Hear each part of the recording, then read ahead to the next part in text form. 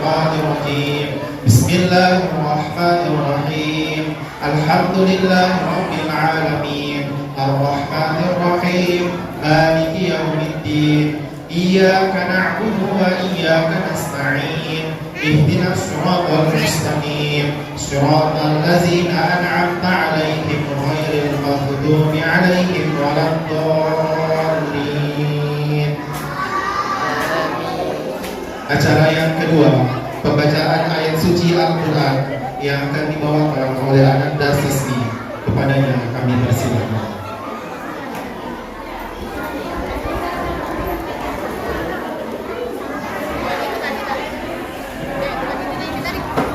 Ini ya.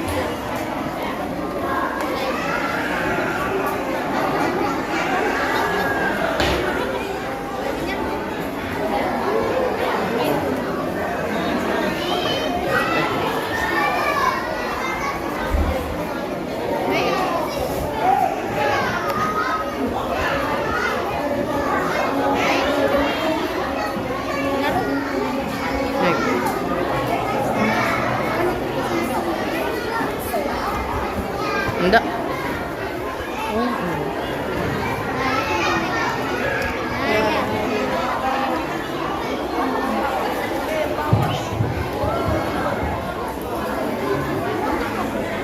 Lindung. Lindung semua orangnya. Tapi kau jaga memang nanti kan.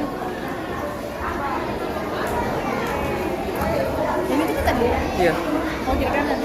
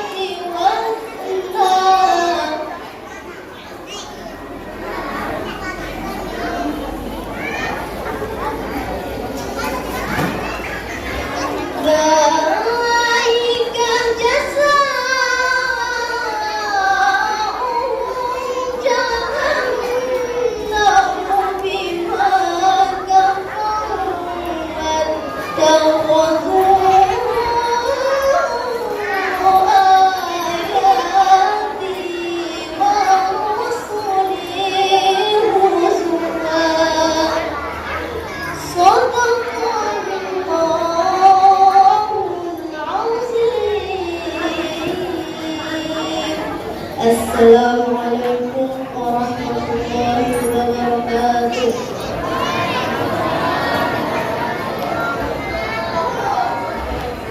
Kepadanya kami aturkan banyak terima kasih. Acara yang ketiga, pembacaan Asmaul Husna yang akan dibawakan oleh santri TPA Al-Amin. Kepadanya kami persilakan.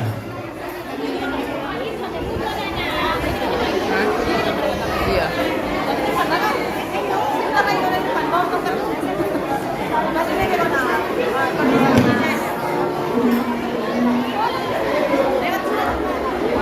Pak, Pak, balik. Hah? Duduk.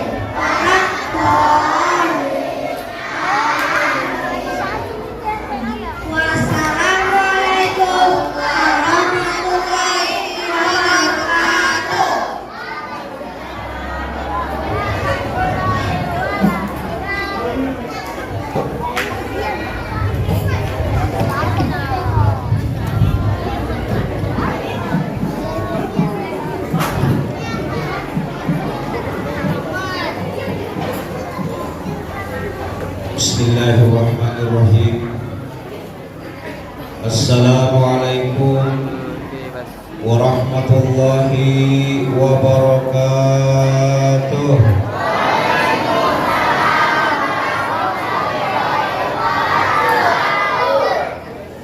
Alhamdulillah arsala rasulahu bil huda wa dinil haq liyusfirahu ala dini kullih wa kafa billahi syahida. Asyhadu an la ilaha illallah wahdahu la syarika lah wa asyhadu anna muhammadan abduhu wa rasuluhu la nabiyya ba'dah. Allahumma salli ala Muhammadin wa ala alihi wa sahbihi wa mawala amma ba'd. Qala Allah ta'ala fi kitabil karim, a'udzu billahi minasy syaithanir rajim. Ya ayyuhalladzina amanu taqullaha haqqa tuqatih wa la tamutunna illa wa antum muslimun. Kepala Kampung Harapan Jaya beserta seluruh jajarannya atau yang mewakili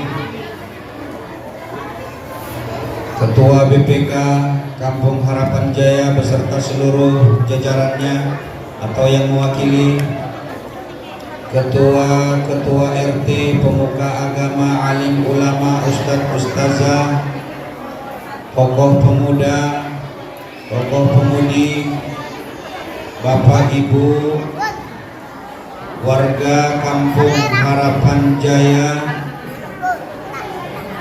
kaum muslimin dan muslimat yang insya Allah sama-sama dirahmati Allah Subhanahu wa Ta'ala.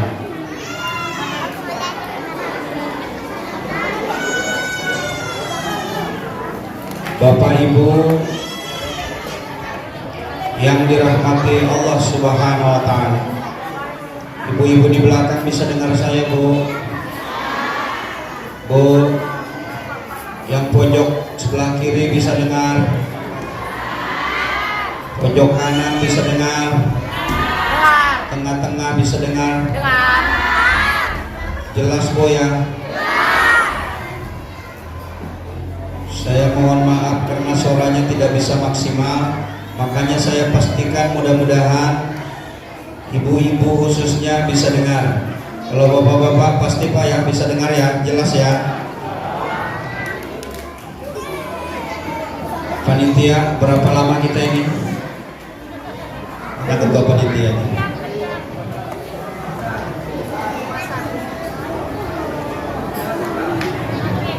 Sampai asar.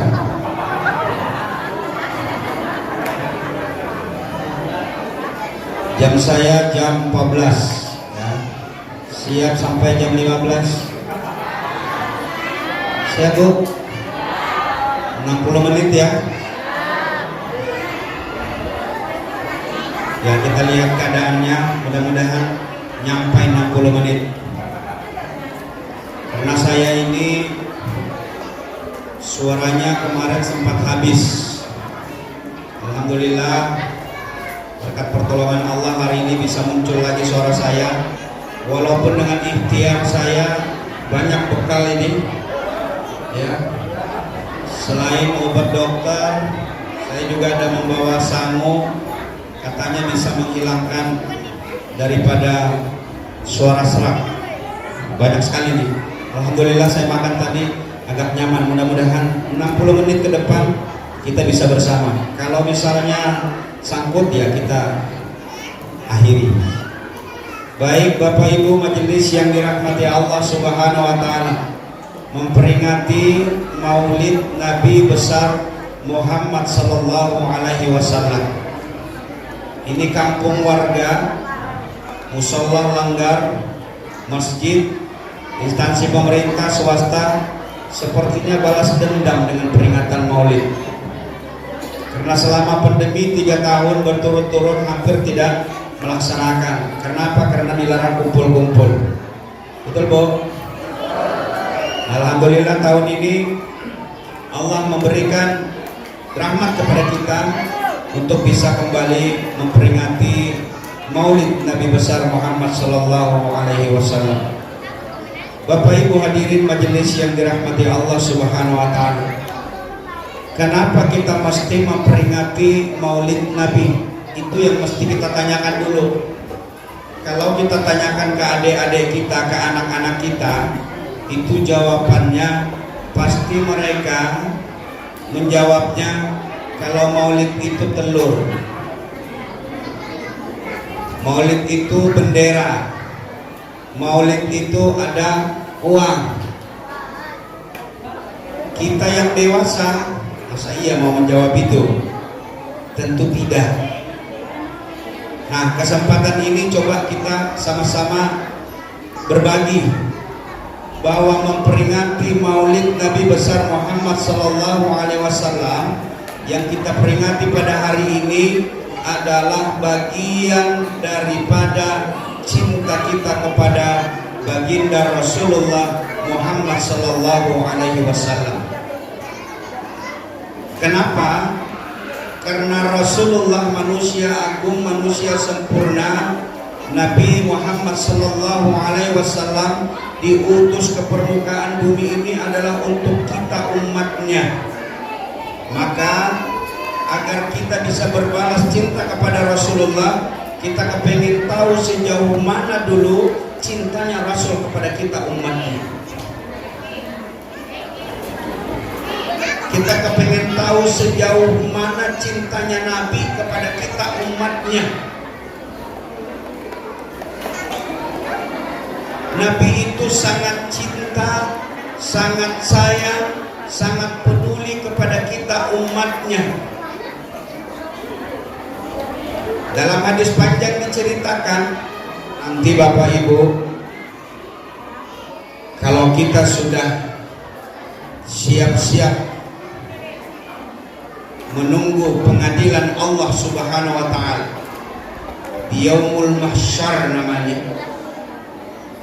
menjelang hari kiamat digelar, maka setiap manusia dikumpulkan dari pertama lahir sampai nanti yang terakhir dilahirkan. Kita tidak tahu berapa jumlah kita pada waktu itu.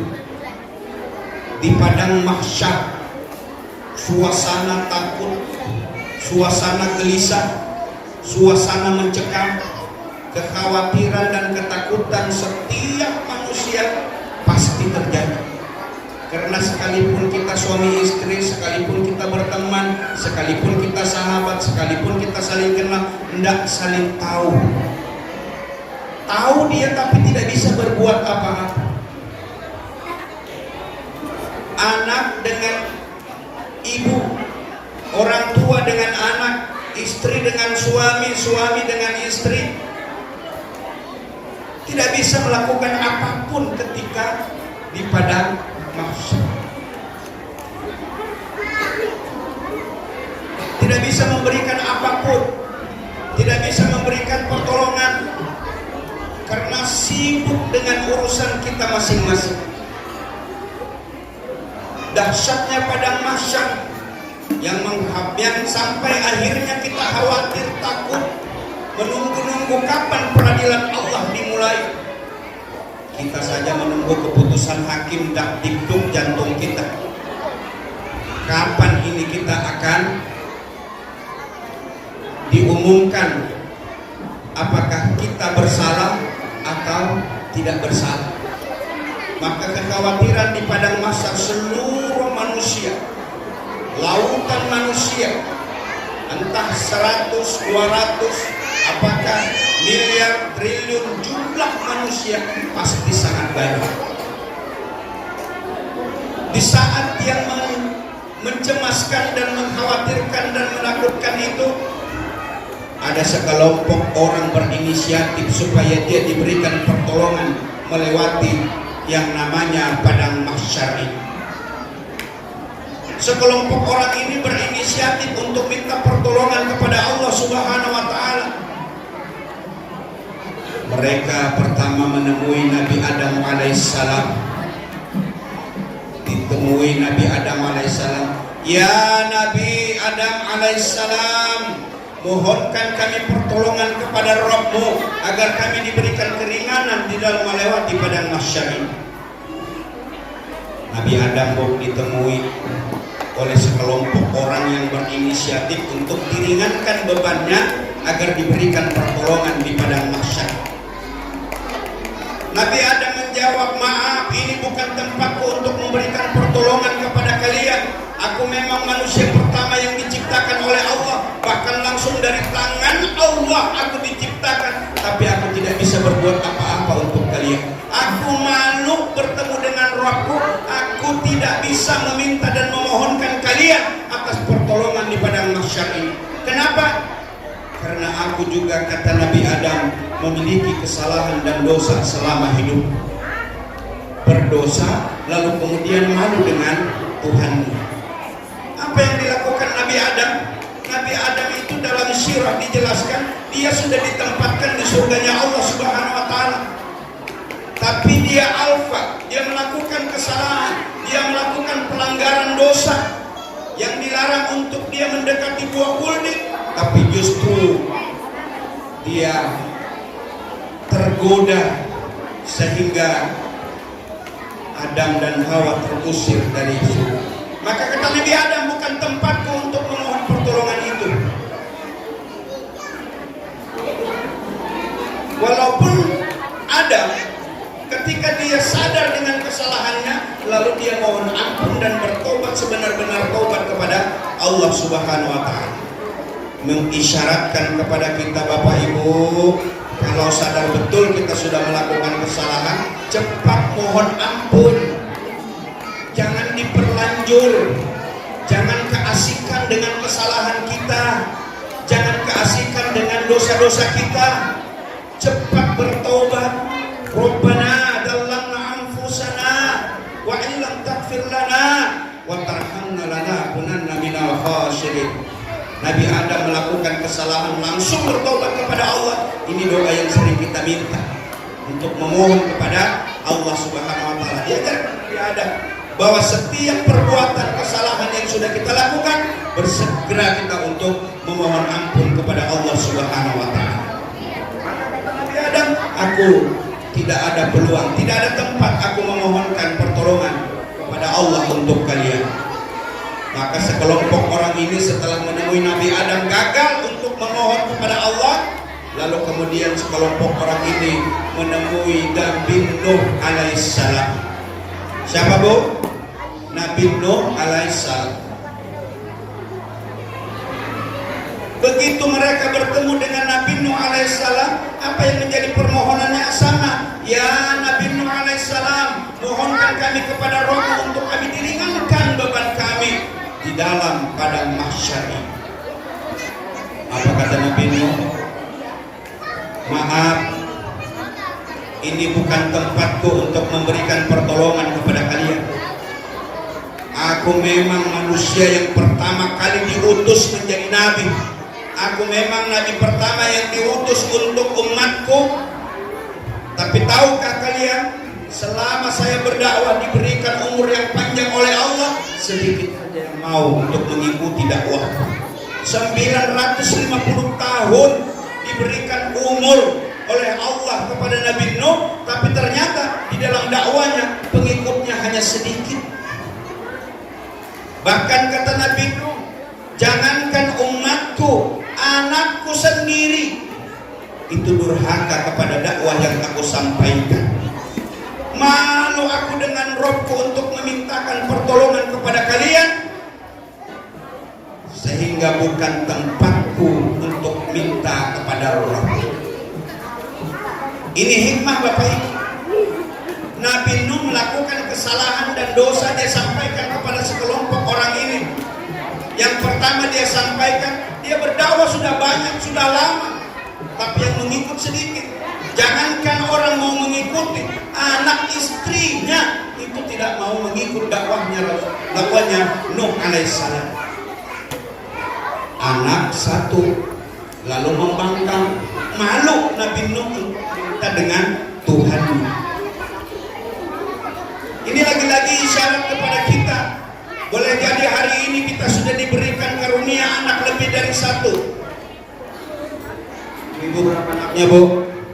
Ada yang 2, ada yang 3, ada yang 4, ada yang 5, ada yang 6,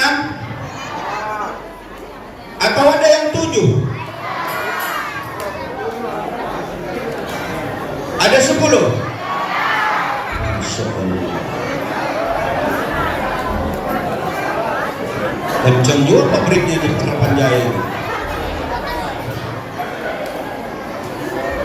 Saya kira saya punya anak 7 itu sudah paling banyak. Saya alhamdulillah 7 anak. Putri semua. 1 putra. Yang ke-6 baru dapat putra.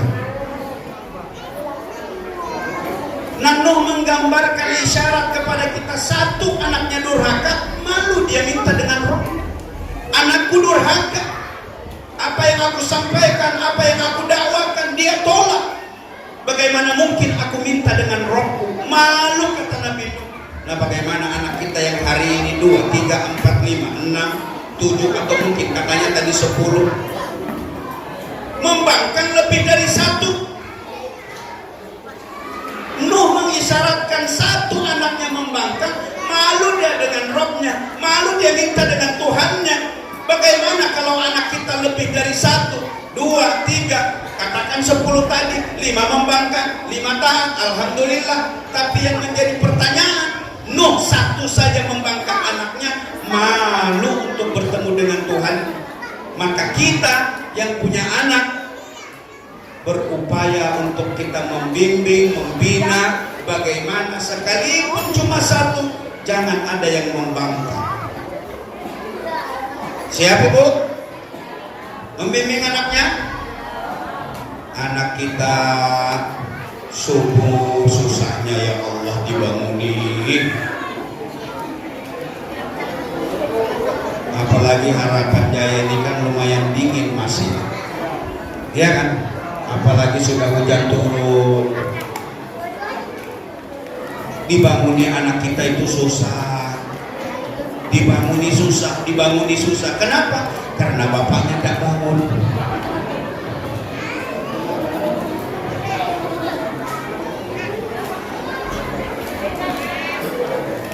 Ini isyarat kepada kita. Nabi Nuh 1 anaknya membangkang, malu dengan rohnya.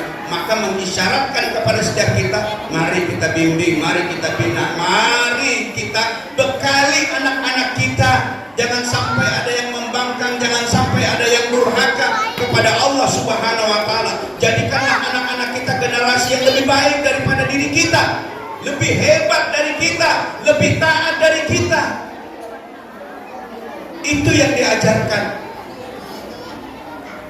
Anak-anak kita hari ini, Bapak Ibu, kalau kita tidak maksimal untuk menjadikan hidupnya lebih baik, memperkenalkan mereka dengan agamanya, memperkenalkan sejak awal tentang ajaran agama ini, mereka boleh saja akhirnya tidak tahu dengan ajaran agama ini.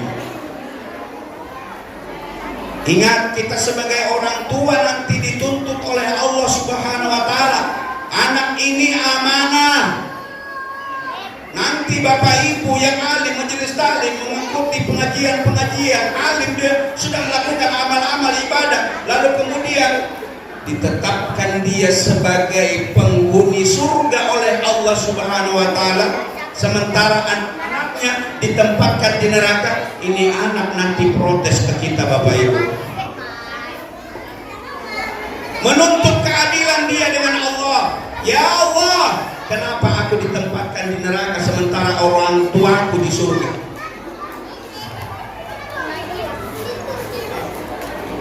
Saya cekek botol orang tua saya, diam-diam aja.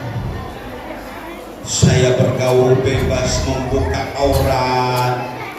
Orang tua saya biasa-biasa saja.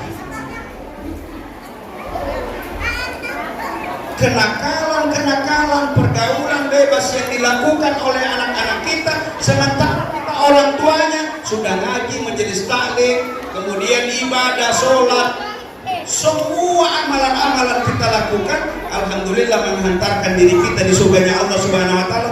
Tapi begitu anak nanti menuntut kita, balik lagi kita menemani anak di nerakanya Allah Subhanahu wa taala. Mereka menuntut balas. Waktu di dunia saya teler diam-diam saja bapak saya. Saya bergaul bebas, tidak dilarang oleh orang tua saya.